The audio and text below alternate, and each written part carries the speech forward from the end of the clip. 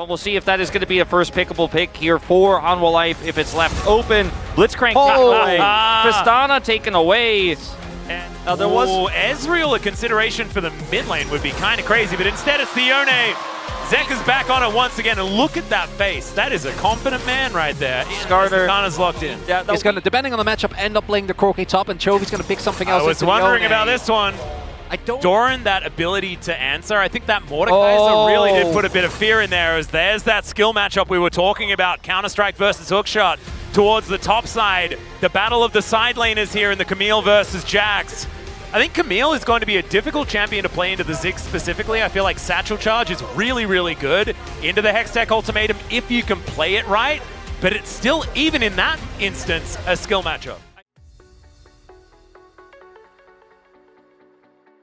Swaps for two reasons. One is passive gives him so much damage to turrets, and then secondly, he has TP. Viper ended up going barrier, which I do think is warranted given that you're playing into a lot of bursts, as we're trying to deny Kiin access, but with Lansdowne and level 2, we'll see if they can get him. That shouldn't be 17 win streak.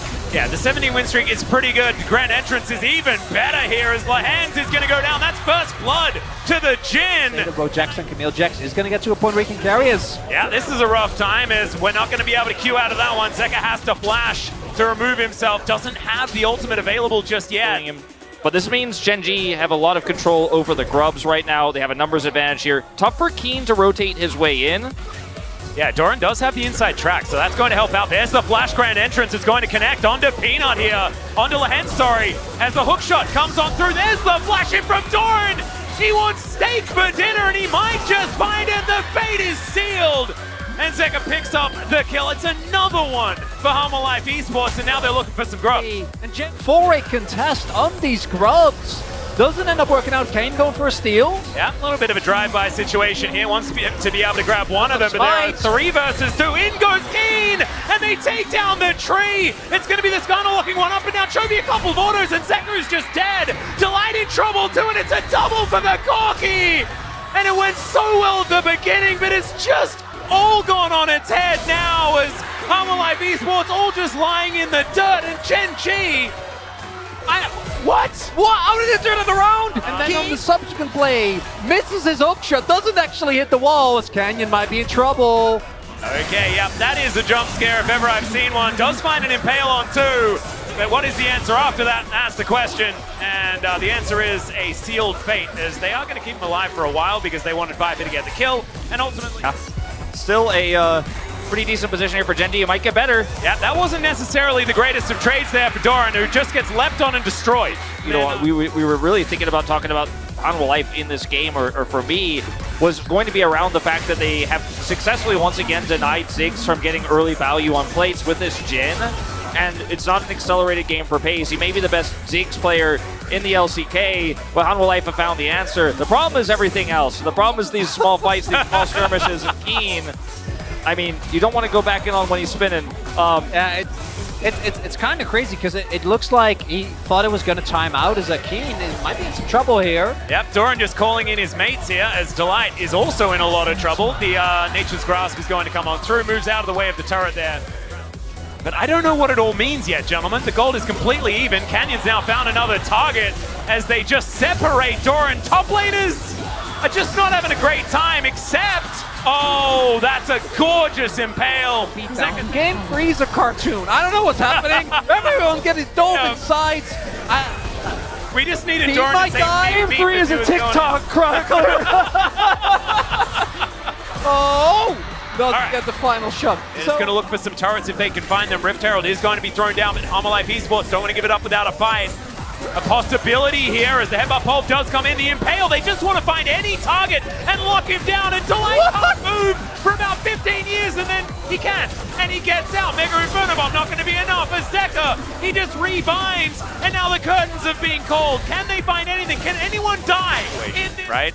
So, yeah, we ultimately... have a turret that doesn't go down, and we've got a dragon that was taken there by Hanwha Life Esports, and now Chovy's in trouble. Hextech Ultimatum comes in, the flash already down. Grand Entrance comes through, and Chovy, nothing he can do about that one. Wow. Always has access to the pit, but they're still going to start this one up. They still have really good turn here with the ultimate, the Jin ult as well. Yeah, he's teleported already. This is Mega early. Inferno Bomb is up.